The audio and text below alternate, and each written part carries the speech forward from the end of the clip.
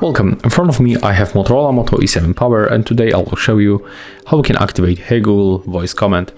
You have to open Google application,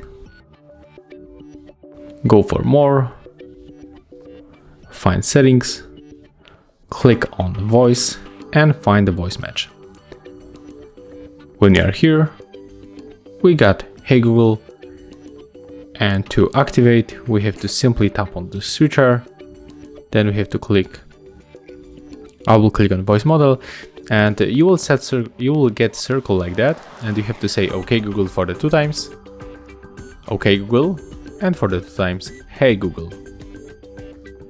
Hey Google, the last one, and as you can see, after a few moments it's set up, and when you use this voice command, Hey Google or OK Google, Assistant will be activated. Hey Google.